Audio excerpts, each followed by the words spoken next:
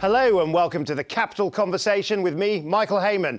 Now, my guests today are James and Tamara Lohan, the founders of Mr. and Mrs. Smith, the travel club for hotel lovers. So let's check in. Tamara, James, welcome to the show. Thank you absolutely for having brilliant us. to have you on it. Now, I was reading that Mr. and Mrs. Smith began with an escape from a hotel that felt like escaping your matron at boarding school. Tell us about the great escape. Tamara, maybe start us off with the story. Well, so James and I were dating back in those days, and he was trying to, I guess, woo me, taking me away to great hotels for weekends away in the countryside, but failing miserably. Thank you. Yeah. Courtesy of, you know, a lot of guidebooks out there and we ended up in some stuffy old places, you know, those old country house hotels in the British countryside that just hadn't kept up. And in those days, of course, we were going through a bit of a revolution in our own, design revolution in our own homes. So just give us a year for this. This is what, early 2000s? 2000s, exactly. 2000, Right. Yeah. Right. And yeah, it was the time of Conran, Habitat, Heels, and everybody was kind of chucking out the chintz at home, but the hotels in the British countryside just hadn't kept up. And so we set out, and there was one very disastrous weekend away, which you mentioned, where we really ended up at some sort of weird health farm where we were weighed and... Blood pressure taken. Mine was excellent, which I was chuffed about. So like 15 years later. And so we thought we'd come down in the evening, do you remember? And I said, look, we'll just get drunk and eat and we'll go tomorrow, it'll be fine. And it was a calorie-controlled menu with no alcohol. No alcohol. So we literally escaped all the people sitting in their white dressing gowns at dinner with me, and I'd booked this as well, thinking it was going to be some sort of luxurious spa retreat. And you can imagine, it was you know, just, that disaster. kind of thing is not great for So a romantic... so that's what bad looked weekend like. away. Yeah. And at what point did you think there might be a business in this? Well, so that night we kind of escaped from this dreadful place and sat down and said, enough is enough. We know what we want. These are the kind of criteria by which, you know, we want a hotel to stand up for. And that was everything from, you know, can you get two in the bath? What's the Egyptian cotton thread count of the sheets? Can the barman mix me a perfect martini? All the really important like things. Best table in the restaurant, best room to book because of the view, all the kind of insider stuff that like a good friend would tell you. And no one had done that really. And so from that, I mean, and those of a certain vintage will remember that. I think it was 2003. I mean, I can remember being on Oxford Street reading this brilliant new book about how to be James Bond in a hotel, Mr. and Mrs. Smith, the guidebook. And that was the first sort of, I guess, step. It was. Yeah. I think we were the first book to kind of recognise that people don't go away with their loved ones just to play Scrabble. And so Mr. and Mrs. Smith is that quintessential name that you would write down as a pseudonym in a guest book if you were perhaps with someone that you might not ought to be with. In a post-war era, that kind of thing was frowned upon, of course. You know, it's...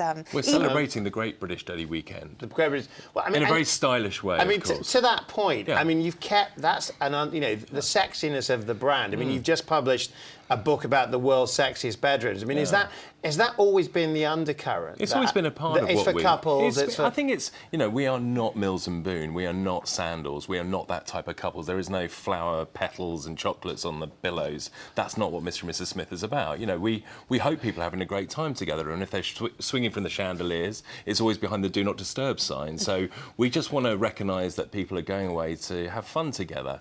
And I think that the world didn't need another luxury guide or another luxury curator. Yeah, so we wanted to... serious. It was all a bit serious. So we wanted to, try and make some fun, get some fun out So when of it. you look at that, I mean, first of all, I suppose the question is, what makes the world's sexiest bedrooms? I mean, what? That's right. So we produced this book last year. We went back into print because it's very difficult building brands through computer screens. And I think having something that's tangible that you can touch and feel and smell and get on your coffee table is a good way of sort of in part marketing your brand. So we went back to our roots to celebrate the 15-year anniversary last year. And what we were looking for are rooms and suites that have something truly special about them. So we're talking, it could be the most unbelievable outdoor bathroom with views to die for. It could be... In the Lake District. Maybe a little bit better than that. We're probably going to the Maldives for that one. Actually, one of the ones called Suniva Kiri out there. Sorry, it's Jani, wasn't it? Suniva Jani. They've got three, all amazing. It actually has a retractable roof over your bedroom, over your bed, so you can actually see the stars at night, as well as a slide that goes into the water, so a bit of fun as well. So we were looking at tree houses. We were looking at... There's one that is just one room. Yeah. So the whole hotel is just designed around this one single room with this wrought iron 4-poster bed. It's just gorgeous, and your own private pool. I mean, and when you sort of between that period of 2003 to 2019, when you see the trends that have changed, when you think about, I guess a lot of your customers they've grown older. I mean, do they still use Smith? Yeah, I think it's a mindset for us. So whether you're 25 on your first weekend away together, or you're 75 or celebrating whatever anniversary, if you like smaller, independent, creative type hotels, and we always say we're more like the Firmdale hotels. I don't know if you're aware of those in London, rather than the Four Seasons. We are less cookie cutter in the luxury that we try to provide. We're more boutique than luxury. So if you like that kind of stay, rather than something that's maybe slightly more formulaic, then that's what Mr. and Mrs. Smith is about. We're about championing these amazing sort of independent hotels. I mean, you mentioned some of the difficulties of going digital, but I mean, of course, the business has become predominantly a travel club, and I guess the platform really does matter in terms of the business and how you sort of move from being, I guess, a publisher into being a community. We pivoted into an online travel agency to start with, and to start with we didn't have a telephone booking service, and then we realised that actually the human side of travel is really important to all of our members, and so we added in that layer and went 24/7 on the phones as well. And so I think when you're planning your travel, sometimes it's really nice just to speak to someone who has actually been, who can inspire you, who can help, especially when it comes to those complicated trips. So if you're doing multi-stop or you've got kids, I know, Michael, you've got kids. When you try and book a hotel with interconnecting rooms or rooms that are big enough to have it, so it's all really your troubles difficult. are taken away, right? So, exactly. And we've always tried to approach everything from the customer. And let's say you want 2 nights in Paris, just use our mobile website, get it booked. You don't need to speak to us necessarily. But as Tam said, if it's something more complex, then we're here for you 24/7 as well.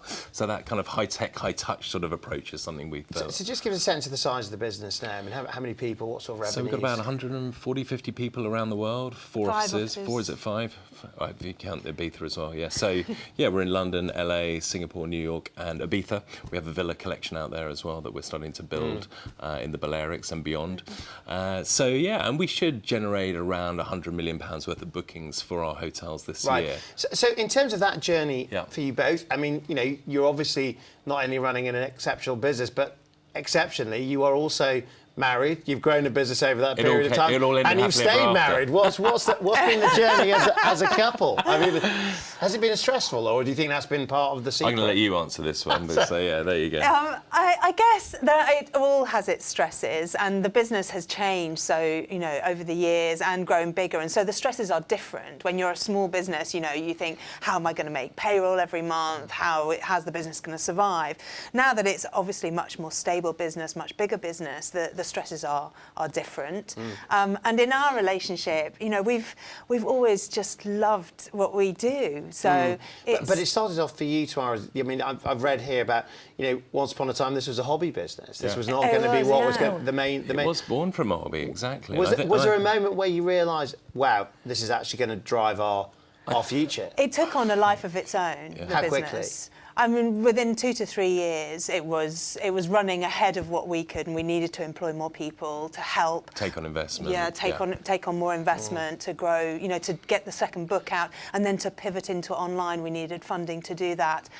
To then build our own booking technology, because we got frustrated with the technology. I think as soon as we smashed our book sales in the first 3 months, like we sold 20,000, and the distributor said we'd sell 5,000 over 3 years. I think we were off to the races then. We were like, this is it. Now how do we make this work? But to the outside world, this looks like a very successful, well-run, very slick business. But have there been? Is it difficult? Is it like that? We're always going to get the break. We're a swan, exactly. Well, there's a lot of scurrying on. So if you imagine, I mean, as a business, okay, none of us came from a publishing background. We didn't come from a travel background. We haven't run travel agencies before. We haven't run technology before. And all of this was new to us, everything. So this was really a couple who were deeply passionate about travel and changing the way we travel. That's what drove it originally. And then we surrounded ourselves with fantastic smart people, and we've learnt our way through this. It's not something, I'd love to say that we've engineered it all, but it really hasn't been that way. It's been, and when you've got 140 employees around the world, nothing ever goes completely smoothly. Right, that is going smoothly now because we're overrunning and we're going to have to go to the break. Right, and when we come back, we move from the partnership behind the brand to what it takes to grow a global winner. Stay tuned.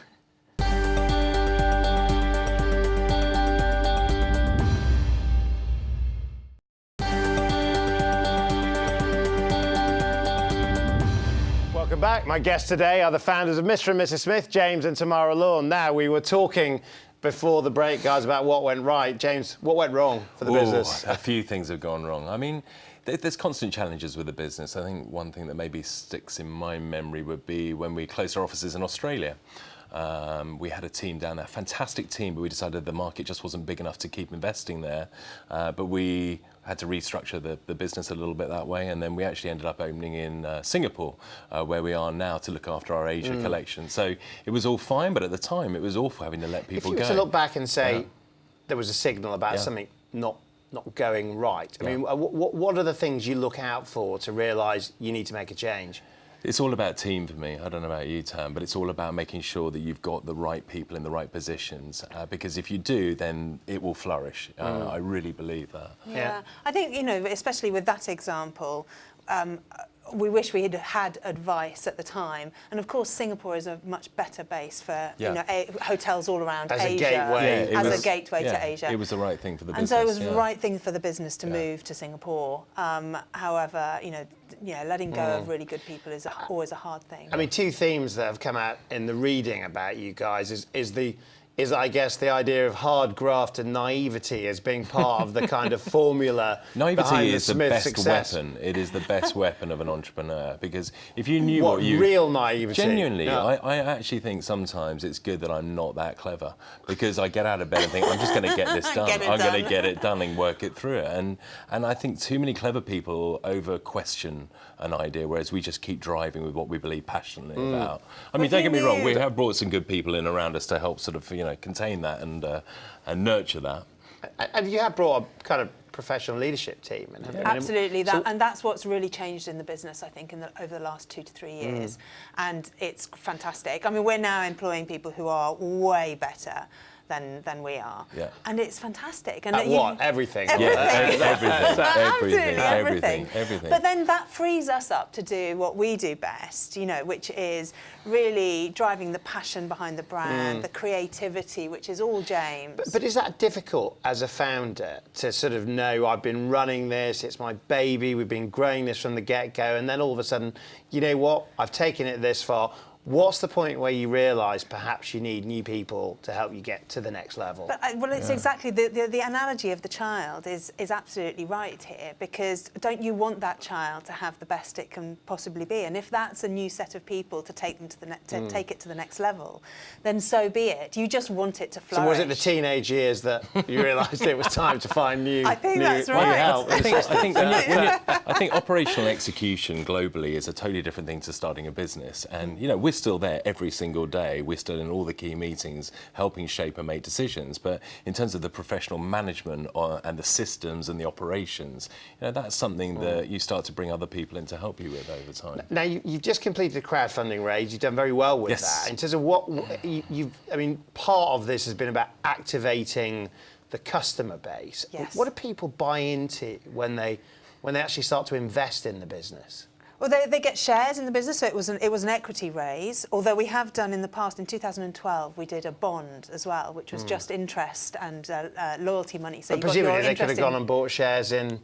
Well, I was going to say Uber, but I think people love. I think people love getting behind British businesses. They love getting behind stories. They like getting behind founders who clearly, you know, care about what they do, and travel's something we all share. And so I think there's a sense of sort of British people helping a British business to grow. They like the British and I think so. They're kind of backing the entrepreneurs. We have a great entrepreneurial spirit. Well, let's just stick with that because I mean, you know, backing British businesses, but also the British travel market. I mean, it's doing very well, isn't it? In terms of as a place to sort of invest right now from a travel perspective. I mean, a lot of our hotels now are fully booked over the summer for weekends already. So they're going to see a bumper year. What's driving that? I think there are lots of factors. So one was, of course, last summer we had a fantastic hot summer, and people who went away thought, oh, oh, if this is going to be the new thing in the UK, we'll stay here next year. Also saving money, thinking about the foreign exchange rates that might fluctuate a lot over the summer with Brexit uncertainty, of course, will have played its hand. Does things like the weakness of the pound play into that? Yeah, of course, all these things do. Everything affects us. It's very hard to measure exactly what it is, but all these things have an effect on the business. So it's quite interesting. A load of things that worry people, so things like climate change, things like Brexit, things like financial uncertainty. Actually, here's one sector that seems to be doing quite well out of all of the above. Britain is buoyant People at the moment. don't stop travelling; they travel differently. So, and on a daily basis, we're dealing with acts of terrorism in Sri Lanka. On that time, most of our forward bookings for Sri Lanka cancelled. So it's not just the UK or Europe. It's it's a global business, and so we're dealing with things all the time. Do you think that that's part of a sense that people feel less safe in the world now? I mean, is there something about a kind of cosier relationship with the home market? It will be a bit of that. There will be a bit of that. There again, the whole travel market is still growing, and I think Airbnb has done a great job of encouraging, especially younger people, to try new formats and different things and go and stay in different cities. You mentioned Airbnb. I mean, many people sort of saw that as the death knell for the hotel experience. I mean, to what degree do you look at a business like Airbnb and say that's the future? Yeah, I don't think it's the future. It is an option for the future, and I think that what's brilliant about travel, it's just a huge industry, and that everyone has their place, providing you're unique or special or different. You have a point of difference. So, for us, the sort of hotels we look after are all of those things. And as I say with Airbnb, it's brilliant, but you still got to make your bed in the morning, your breakfast. So, it gives you amazing access to places that you wouldn't get through a hotel sometimes. You're investing yourselves in a villa business. I mean, absolutely. Villas within hotels are kind of, for me, especially as a family, it's the perfect product. Right. So explain. So a villa within a hotel is what? Give us a sense of what that means. So that's a kind of property on site at a hotel. So you get all the services that the hotel offers. So you can go to the restaurant there. You can get your beds changed every morning. Cleaning, whatever.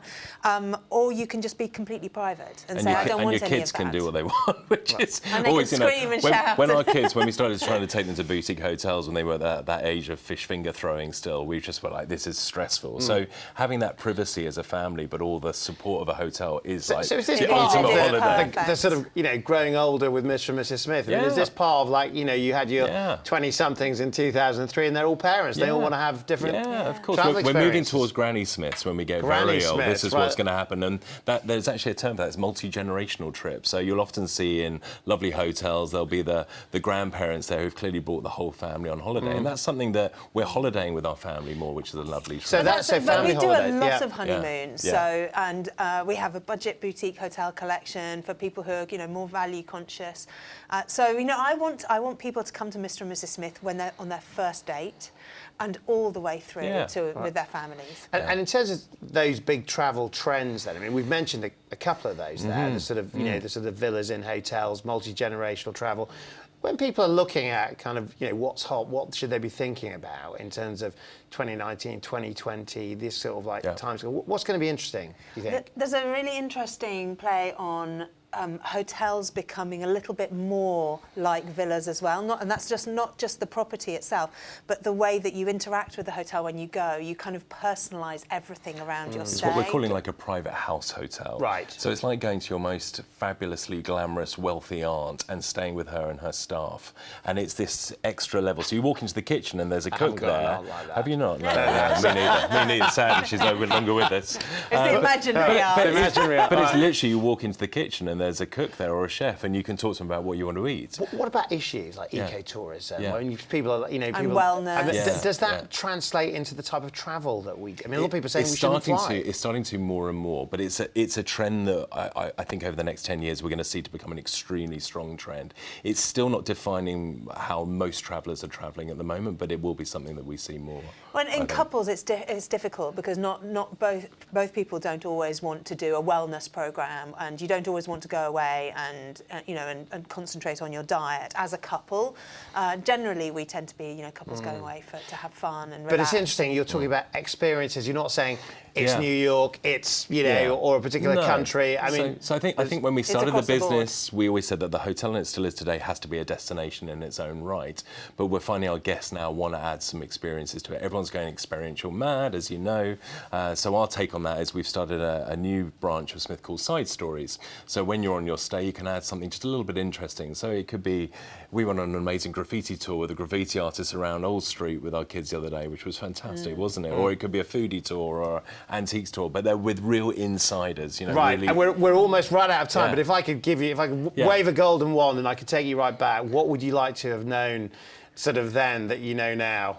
Gosh. It's such a difficult question. I think that there is no easy route to success. You know, you have to work incredibly hard to make it, and you've got to be really in love with what you do, because that way you'll wake up every morning and you'll keep going. Tamara, would you do it all again?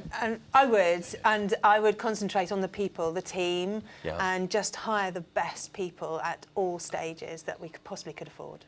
Well, I think that feels like a particularly good place to leave it. Hire the very best and grow a brilliant business. James, Tamara, thank you very much for joining us on the show. And that's it for another episode. There's no late checkout today, I can tell you. Thanks to my guests, Tamara and James Lohan, the double act driving Mr. and Mrs. Smith, and the travel taste of a great many of us. There's a lesson in taking inspiration from experience wherever you find it and turning an idea into a global brand that makes people very happy. And that's why it's been a 5-star experience all the way this week. And we'll be back for more all-inclusive stories on the next Capital Conversation. I'll see you then.